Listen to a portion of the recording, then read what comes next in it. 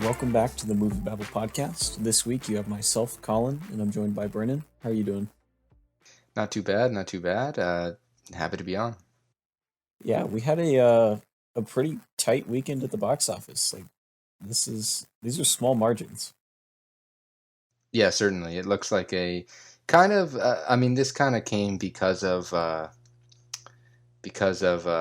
little bit of an underperformance from In the Heights, but it was kind of a four-way performance or four-way race here at the box office for sure. Yeah, and I mean it's nice because we've had movies coming back for a while. We're probably on like month two or so of at least regular releases, not really regular numbers until A Quiet Place 2 hitting that 100 mil club. But this was the first week that really felt like there's been some heavy competition because we had a little bit of it last week with Cruella, A Quiet Place, and The Conjuring. But now we're throwing two more movies into the mix. There are a couple others that aren't quite pulling those numbers. But yeah, we have competition is back. So we had the rundown for this week. Um, Man, this is like the first box office rundown I've done in like a year.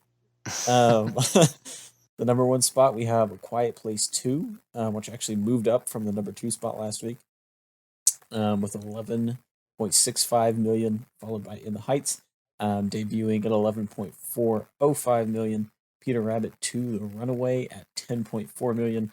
The Conjuring, The Devil Made Me Do It at 10.02 million. And Cruella at number 5 with 6.74 million. So obviously, kind of like you said, the top four is pretty competitive. And I think it's a little bit skewed because In the Heights was also a hybrid release with HBO Max, and we don't have numbers for that. So this probably isn't the most accurate result we're getting, but it's nice to see things actually fighting for the number one spot again. Yeah, I think there's got to be a conversation here about expectations. And In the Heights, so it comes out day and date, HBO Max and theaters. And I saw a lot of people on Twitter watch it on HBO Max personally, just from kind of seeing reactions to it and people where they had seen it. Also, this movie had been screening for like critics and special screenings for like the last 3 months. So I put out a tweet actually last week and I said, is anyone even going to be able to see this movie next weekend like that hasn't already? Because I just felt like for months now I've been seeing people give thoughts and reactions to a movie that hadn't been out yet. And I don't know if that is a huge factor here in kind of some underperforming numbers for this movie, but it did underperform at the box office. But that's why I do want to talk about expectations. So, I mean, 11.4 million, no official estimate came out, but a lot of people were expecting 20 to 25, maybe even 25 to 30 at the best case. So it's pretty low. Warner was not really wanting to give an expectation because they didn't want to, set themselves up for anything. But I think a lot of people were thinking high teens. But 11.4 is not a solid start for this movie. But the reason expectations that's the reason I bring that up is because if something's coming out on streaming the day of, how much does the box office really matter anymore in your opinion? Is it something that is just a bonus, or is it just like how do you look at it? I mean, with a movie like Army of the Dead that had like a 1 week special box office run and it made I think 700K in its first weekend. I looked at that and I said, "Wow, Netflix made an extra 700K." I look at this and I don't say, "Wow, Warner made an extra 11 million." I say, "Wow, In the Heights did bad." So I think we do have to have a conversation about expectations. Yeah, I think it's kind of touching first on that point you're making about this having been out for a while. Um, I mean, even myself without like credentials and private screenings, that kind of stuff. Like there was a free showing on Mother's Day. So this movie's definitely had some time to get word of mouth out and just kind of get around. And I feel like yeah, a lot of the first weekend people that would have seen it this weekend have already seen it. So I think that's definitely in play. And I also think yeah, I think this movie is not necessarily like the kind of spectacle like Godzilla versus Kong or like um even something like The Conjuring last week that it was also on HBO Max. It's not something that I really think has that, oh, you need to see this in theaters feel. especially because this movie is so tied into just the Lin-Manuel Miranda vibe. And Hamilton was kind of the same way, just went straight to Disney Plus, had a lot of success there. So I would imagine um, the streaming numbers are a lot higher for this because this isn't just a oh you need to get to the theater and see this kind of thing. But I also think this is a movie that's going to benefit from just wider word of mouth. So I think we'll see it continue to perform a little bit better than some of these other movies that are a little bit more front loaded. Yeah, I mean, I think musicals are kind of a different beast overall, right? I think you look back and The Greatest Showman is what people always turn to. Opened up to 8.8, and then domestically opened up to 8.8, and was considered a flop. And then it went on to make $174 million, pulling off something that really, on that scale, only Titanic has really done, right? Like a first weekend being 5% of your total. That's just not ever seen. Now, I don't think this is going to do those types of numbers, but I do think you're right. It's going to have better legs than probably something like Mortal Kombat, which was at HBO Max day and date. 50% of its earnings have been first weekend for that film. So it's probably going to do better than something like that. It's probably going to have decent legs. I think this is a movie that, I mean, I think it's a movie that you want to see in theaters. Um, Here in Canada, we don't have HBO Max, so I did a rental for it. But I would, when theaters hopefully open in July, I would go check this out on a matinee day or something like that because I did enjoy it. It's a fun movie for sure. I didn't love it. I think there were a few issues here and there, but I did enjoy it, and I do think it would be a fun time in the theaters. But yeah, it's a lot of variables. It's certainly a lot of variables, and we're seeing with this day and date thing, the IP or franchise films seem to be doing better, and that makes sense. That does make sense, but it's certainly interesting, and I just wonder how much longer they're going to keep it like this. I know the COVID recovery hasn't quite fully kicked in. I think it's going to be a while before things are fully back to normal in terms of box office, but it is an interesting conversation. Yeah. And I think this will be a little bit more of an anomaly compared to some of the bigger stuff. Kind of like you said, I think existing IP just has more of a draw because people are already kind of aware of what they're getting. But I don't think In the Heights is just completely dead because I think its streaming numbers were probably competing with its theatrical numbers, and I think it is going to have pretty good legs throughout the summer. Yeah, I'd agree. Certainly, it will be interesting. I mean, it's tough because this weekend just, I think a lot of people that were so hyped for this movie were pretty let down when these numbers came out all over Twitter and all over the online space. But you kind of got to let it breathe. I think you got to just let it go. I mean, next weekend is not really a competitive weekend. We have The Hitman's Wife's Bodyguard, which comes out on a Wednesday. So really, the weekend's really in play for anyone, right? It's going to be I think it's going to be a quiet weekend, kind of leading into that F9 June 25 weekend, which is after next weekend. So yeah, I think we'll see next weekend, kind of letting these movies play a little bit more in a less busy box office up until F9 comes in. But yeah, what do you think of In the Heights? You checked it out. What was your thought? So I was one of those people that saw it at home. I'd had plans to go see it with my AMC stubs, just plugged out there. But it kind of got to the day of, and I was like, man, that's like a 30-minute commute each way. I don't know if I really want to add that onto my day. So I just watched it at home. It was still an enjoyable watch. Um, I don't know. I wasn't feeling all of the buzz to this movie that I feel like a lot of the early viewers were. I think I was kind of we talked about this with Jonathan during the auction. But I didn't really feel just completely sucked into it. I liked it. I enjoyed it. It was a fine time. But I didn't really think there was anything just crazily unique or crazily special. With a lot of musicals, there's just almost kind of a magical element to it. And I just didn't really feel that. Yeah, I enjoyed it. I did watch it twice because if I'm going to be paying a little bit of a premier rental price, I want to get the most out of it. So I did watch it twice, and I thought the music was good. I didn't love all the musical numbers, and I don't know if they'll all be super memorable personally, but I did like some of them. I liked all the kind of big cast numbers. I'm not a huge fan of the talking, singing approach in a musical. I think it's just a little bit of a detractor. I like when you talk, you have a scene of talking, then you go into your music instead of the talky singing that we see in this movie. So that was a stylistic choice that I didn't love.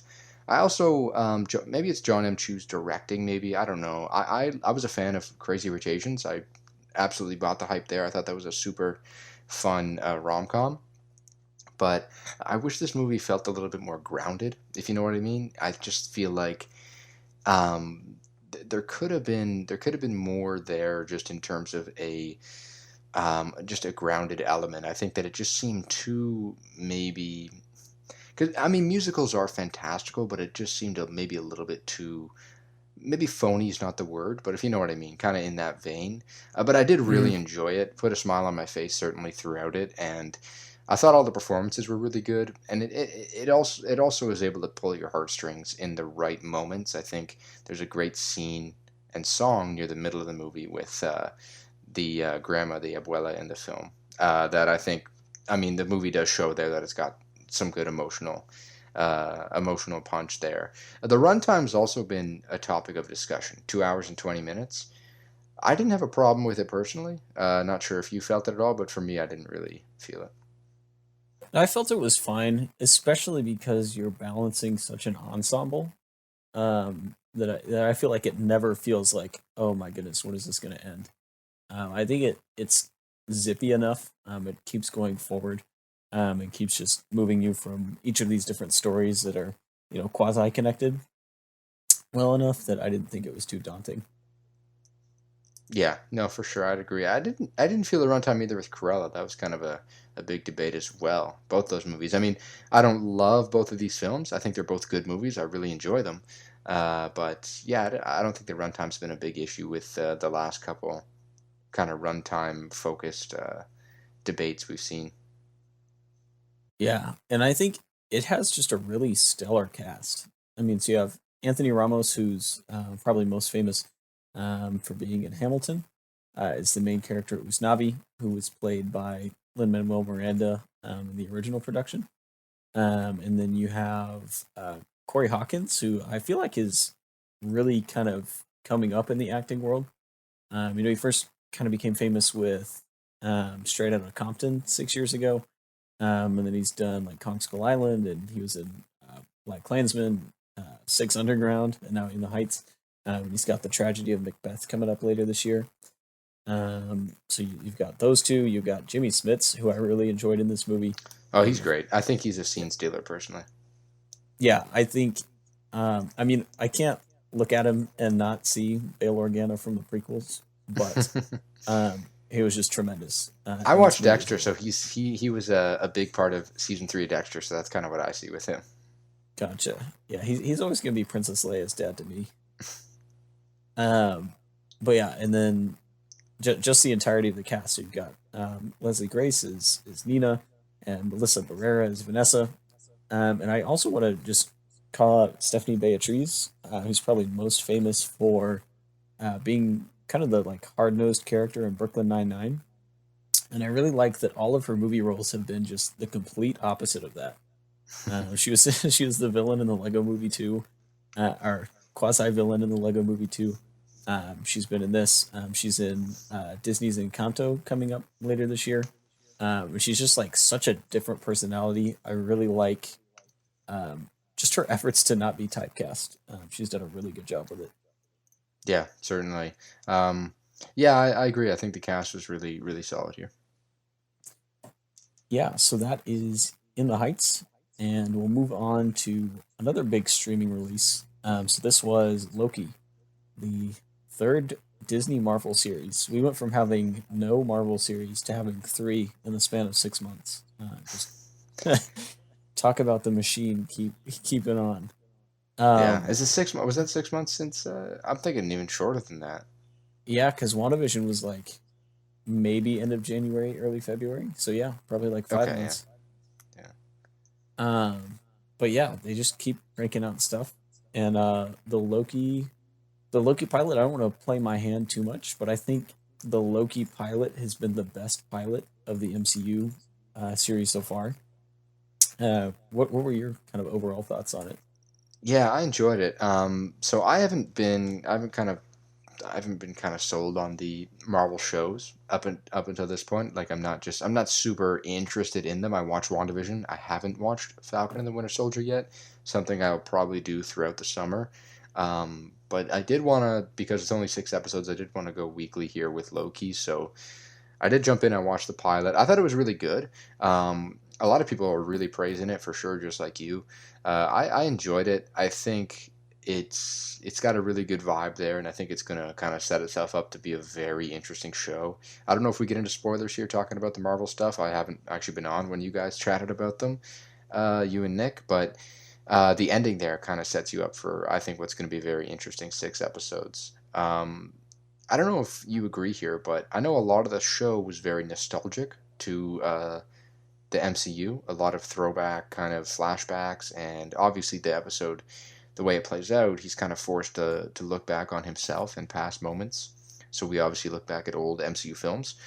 I found those elements to be the weaker parts of the episode. Not that they were bad, but just I like seeing everything else being built up. I think that those elements, I wouldn't say they took me out of the show at all, but they were good for the emotional impact. But I think the rest of the episode is much stronger. Yeah, and it's weird to me how like Thor: The Dark World has weirdly become the center of the MCU. So we saw this with Endgame a couple years ago, where that was like, Thor's big emotional beat in the movie is reframing Thor: The Dark World, and then we kind of saw that again in this show. So I think it's just kind of funny how that keeps coming up, and they're like, yeah, this is actually you thought like the Winter The Soldier the or worst Civil film, War. the worst film in Thor in the franchise potentially is the most important. So yeah, I would agree with that. I think like some of the ways they try to reframe Thor: The Dark World, it's like, okay, that's not really what happened in the movie, but keep telling yourself that. But I really liked it. I think this, and I will get into spoilers a little bit, but I think that Loki feels the most kind of locked in on thematically what it wants to be. With WandaVision, the first episode was really just kind of a fun. Here's the feel of our show. And I think I personally don't think the Falcon and the Winter Soldier ever really like hit the nail on the head thematically, but Loki is very upfront about what this show is going to be. And so most of this episode is just Loki and Owen Wilson's character Mobius just sitting in a room talking. And yeah, there's some fun and flashbacks and just kind of exploring the time variance authority. But most of this show so far is just Loki having to kind of talk about himself and kind of get to the point about himself. And like the you mentioned that reveal at the end, this show is very obvious about like, what, this is Loki against himself, right? This is going to be him trying to figure out who he really is. And there was a comment I liked that Owen Wilson's character says early on, where he's like, um, "This story was never about you." Just kind of realizing that, yeah, he's been kind of a side character, so we've seen some of the things he's done, but have we ever really like gotten to know this character? And so I think it puts a lot of interesting ideas out there that it seems really confident in following up on. Yeah, I agree. I certainly agree, and I'm pretty excited for the next episode. I'm certainly looking forward to it. Love Owen Wilson in the show so far. I really do. I think he's going to I think he's going to be a big standout here just across all the three Marvel series so far. Yeah, and I think Loki's always been a character that everyone feels really drawn to in the MCU. He's always been a fan favorite. So it is nice to see him get um, some new context and get really fleshed out, and kind of get to have fun with it. Like that DB Cooper sequence is really fun. And just I'm excited to see more and just kind of wackiness like that along the road as well. Yeah, no, me too. I think this is, I mean, just the character of Loki overall, I think you have a lot of opportunities to really be weird and just kind of really dive into some territory that we don't really dive into in the MCU. So yeah, I'm in agreement there. I think it's a show that has a really good potential here moving forward. How do you feel about that big Infinity Stone moment? um, I mean, puts life into perspective, doesn't it? Yeah, I think it was really fun. I know I saw a bunch of TikToks that were like, "This is so insulting to Tony Stark. People died for this." um, but I thought it was really fun because I think the challenge the MCU has, post Thanos, because we really haven't met the next big bad yet, is how do you get bigger than a guy who just wiped out half the universe, and just like even if it's just a little throwaway joke, I think it just reminds you that this is a really crazy big universe, and there's all sorts of crazy weirdness we haven't met yet. So I really liked that. Yeah, no, I agree. I'm certainly looking forward to seeing where it goes. Yeah, so that is Loki, the first episode. So I'm excited, and it's a little weird coming out on Wednesdays. It was like Friday morning. I got up and I was like, "Cool, new episode," but there was none there. Um, but Wednesdays will be fun. So that was again the first episode. So we'll wrap up with that and actually keep on the Disney train. So for anybody that follows me on Twitter, I've been keeping up watching all the Disney movies before I go to Disney World this summer. And so I finally wrapped that up this week. And what a rush. That's 59 movies. Um, yeah, I'm really glad I did. I've never really done like a studio dive before. Do a lot of like franchises, and of course I've got my Sean Connery watch going on. But it was really interesting to just watch the studio progress. And it puts a lot of just like the animation and the artistry, and the technique behind it into perspective. Just kind of watching that adapt over 84 years of Disney. Yeah, I mean, you really put some dedication into this. 59 films of 59 Disney animated original movies there. What were like?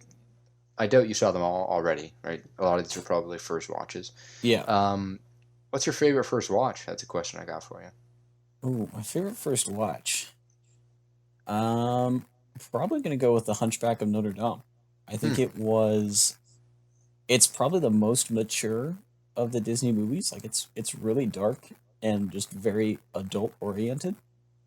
And I don't think it's a perfect movie by any means, but I was really just taken in by uh, just how higher of a maturity level it's at.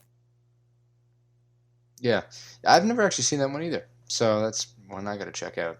Um, it must have been really cool seeing. So what's the first movie you watched, or what year would that have come out? Be 1937 with Snow Okay, White. so 1937 all the way to 2021's Raya, and I mean that's just crazy. That it must have been wild to just see the progression of this studio, and the different techniques they've kind of adopted and adapted here. What is your favorite era, just in terms of the quality of the film? I've got to go with the golden age. I think there's a lot of beauty in just the traditional animation style, um, that you can't really get so even when the movies are still 2D, once computers enter the picture, there's just a lot of that like organic life, that hand animating drawings have, that the computer just edges out because suddenly you can manipulate, have perfect geometry, and all that fun stuff. So I got to go with the golden age. There's something to this Walt Disney guy. Yeah. Yeah. um, what was interesting for me though was movies that I remember really liking as a kid. There was one in particular that ended up being way I had a way lower opinion of, than I thought I would had, and that was Peter Pan. Because that movie is just like it's solid until about the 45-minute mark, and then it's just like 20 minutes of straight racism. Like there's no veiling it or anything. It's so bad. Um, Yeah, that must be. It must be. There's got to be a lot of perspective here from a lot of these older movies. A lot of kind of reflecting on some of the dark histories. yeah. And then the most rewarding thing though was Lilo and Stitch, which was my favorite Disney movie as a kid. And I hadn't seen it in, I don't know, it's probably been like 10 or 15 years. And it wasn't just as good as I remember it, it was even better. And that was just such a like such Yeah. a good feeling, like as the credits rolled on that, and I was like, damn, this really is amazing. Yeah, that's I'd say that's perfect. I think that's a good little feeling there when something from your childhood gets better. I think there's always films I'm scared to rewatch from when I'm a kid. I'm like, I don't really want this to be ruined for me now that I'm a little older. I don't want it to be bad now, but that's always a great feeling. And then kind of the biggest like non-Disney related takeaway for me was that like stars or score ratings are pretty meaningless. Because I put together a list of my favorites that I'm going to roll out, and when you're trying to compare 59 movies all at once, inevitably you have a ton of movies that have the same score. So it's like you might put these two movies together by score, but one is kind of way better or means a lot more than the other. Hmm. Hmm. So I no longer believe in letterbox. So I'm still trying to figure that out. But Yeah, yeah, it's interesting. Must have been fun though. Is this your best marathon yet? Would you say? um, honestly, it's probably pretty high up there, just because you're jumping really all over the place, and you get to see so many different creative teams behind everything. Yeah, got to be better than the one you're about to start though. Yeah, we'll see. I'm ready to kill some brain cells in preparation for F9. But because I was finishing that up this week, not F9, the Disney Watch. For the Movie Babble Club, I went ahead and picked a movie that I had not seen before, which was 2011's Winnie the Pooh. So this was the last um, 2D animated movie distributed by the studio. But this was actually not produced in house. So this was something that Disney farmed out to one of their secondary animation studios, and then put out. So like in Europe, this movie actually isn't even considered part of the official Disney Animation Studios lineup, which I think is really Hmm. interesting. You continue. Had you seen this one before? No, yeah, this is one that I've never seen. It kind of came out in an era where I guess I was a little too old for the movie at that point. Old, say with quotation marks, because I don't think you're ever too old for a lot of things. But at that age, you kind of feel like you're too old for things, right? So I missed this then. So yeah, I'd never really checked it out. It's a pretty brisk and short, 68-minute runtime here for this film, with like 15 minutes of credits as well. And the credits are great, by the way. The credits are really good. I thought it was pretty nice. I enjoy the Winnie the Pooh franchise. I think the Christopher Robin film that came out a couple years back, starring Ewan McGregor, I like that movie as well. I think that the whole franchise is just pretty sweet. This was a good film. It's not one I personally I don't I'm not in love with it. I don't think it's one of the better animated movies I've seen from Disney, but it's just one that is it's I think it's simple in a lot of ways, but just kind of really delightful as well. Yeah, I've always been a sucker for Winnie the Pooh. But I really like this movie because it's just this really sweet, like fun little hour-long romp with all of these classic characters. I mean, like, there's a reason why Winnie the Pooh was killed by Disney in the '90s, because like these characters are so lovable that Winnie the Pooh was more popular than Mickey Mouse for a while. And I think you just see that just overabundantly in this movie, because it feels very much like the original Winnie the Pooh movie. That's just a series of shorts, kind of loosely strung together. I think this one is a lot more cohesive than the original Winnie the Pooh movie, since this was designed as a movie. But yeah, it's just a fun little adventure. You get to spend, probably like 10 minutes each with each of your favorite Winnie the Pooh characters. There's a lot to love. Yeah, I felt so this is so how many actual Winnie the Pooh movies have been put out animated wise? Just the two? So there are, I believe, five. So Five, okay. so in terms of movies that were actually considered part of the big Disney canon, there are only two. But then there are, yeah, I was correct, five. So then there are the Tigger movie, Piglet's Big Movie, and the Heffalump movie, which all came out in the early 2000s, that Okay. are all like loosely a part of this. Yeah, okay. Yeah, I don't think I've seen any. I do not think I've seen any. So Like this is a franchise that I don't think I have super close connection with, but I do have like little children's books I remember having, or stuffed animals. I think I had a Winnie the Pooh. Um, so yeah, I mean it's always been there, but it was nice to kind of revisit a lot of these characters here. Do a lot of the voice actors, because I know you're kind of an aficionado with that, are they the same here as in a lot of the other Winnie the Pooh works? This one's kind of weird because so this was the first theatrical movie that didn't feature John Fiedler, who was the original voice of Piglet. Like he voiced Piglet from 1966 to like 2004 or something like that. Just like a crazy long time. So this it featured Jim Cummings, who's kind of Disney's like go-to replacement guy. Like whenever they make a spin-off series of a Disney movie, Jim Cummings voices the leads that they can't get like, Robin Williams or any of the big name actors to come do. So Jim Cummings was in this movie um, as Winnie the Pooh and also as Tigger, which he's voiced both of them for quite a while. And then you had Craig Ferguson as Owl, Tom Kenny, who voices SpongeBob, was Rabbit. And you had actually Kristen Anderson Lopez, who's better known for being one of the songwriters for Frozen, as Kango, which I thought was really cool. But I do want to talk specifically about Bud Luckey.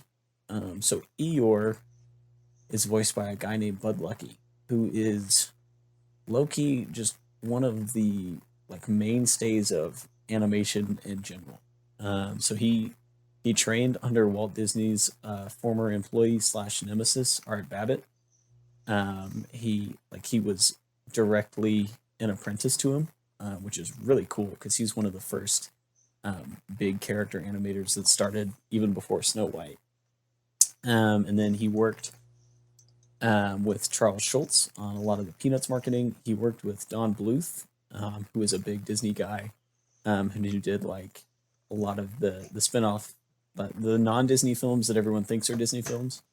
Don Bluth did that, so Bud Luckey was there for those movies, and then he was with Pixar from pretty much the beginning of Pixar almost. So he started working on Toy Story in the early '90s, and was involved with everything Pixar did pretty much until his retirement in 2014 or 2013 or 2014. So he's probably best known. He voiced Rick Dicker in The Incredibles. So he's like Mm. the cop guy that shoots the plunger. So he voiced him. If you ever saw the movie Cars, he wrote, directed, and or sorry, not Cars. I believe it was Finding Nemo or The Incredibles, one of the two. He did the short Bounden, where he was the narrator and composed and directed everything for that. So this guy's just been kind of one of the mainstays of animation until he passed away a few years ago. And so he was the voice of Eeyore, but just an overall, just a really interesting guy to read up on because he was involved with everything. He worked with Jim Henson for a while, even. Like this man was just involved with anything animation touched, really, from the '50s on up, which is just really, really cool. Yeah, some of the titans of the animation world. Yeah, and I mean, Pooh has just always had just a really interesting cast behind it. So, like the original Winnie the Pooh was voiced by Sterling Holloway, who was pretty much in every movie that Disney did in the 1950s. Clint Howard, Ron Howard's little brother, voiced Roo originally, which was really cool. And then the guy that originally voiced Tigger was also the first person in America to patent an artificial heart, which is just kind of a random like other career to have at the same time as voicing Tigger. But what can I say? Winnie the Pooh just has weirdly talented voice people. Yeah, no, for sure. Um, but yeah, I enjoyed it. I think it kind of makes me want to go back and watch that original one, even if you did say it's a little incohesive there, just to kind of see where this thing where kind of that first film lies in comparison. Listen, the original Winnie the Pooh has the two greatest Disney jokes, like the all 59 movies. The two greatest jokes both happen within the first 5 minutes of the midi adventures of Winnie the Pooh. So it's pretty high up there in my book. There you go. Okay, that's what counts. But yeah, that's my ramblings on Winnie the Pooh. It was a fun time. And of course, like the credits, Zoe Deschanel sings her rendition of the Winnie the Pooh theme song, which is really poppy and really fun. And even the credits are just a lot like the movie. They're just the characters kind of bouncing around the page, bopping to some music. The credits are great. The especially just the whole visual style of the credits there are phenomenal. Um, I like animated movie credits a lot because they kind of play around with things in ways that you just don't usually see. And while it was a 15-minute credits at the end of this movie, I think I watched like 5 or 6 minutes of them until it kind of turns to your traditional black screen white print. Uh, I mean, it was well worth it. Yeah, listen, here's the thing though. Disney Plus skews all the credits too, because there's like the film credits, and then Disney Plus always has like 3 to 4 minutes of like all their foreign language credits in behind it. Gotcha. Okay. Um, which I mean, I get why they do it, but yeah, it just like pads the runtime on everything. Yeah. But yeah, that is this week at the box office slash streaming device. So we had In the Heights, we had first episode of Loki, had Winnie the Pooh, of course, and we're in the summer, and we've got releases coming up. F9's gonna save the world here in a couple weeks. So this has been this week's episode of the MovieBabble Podcast, and just remember you can always check us out online at moviebabble.com.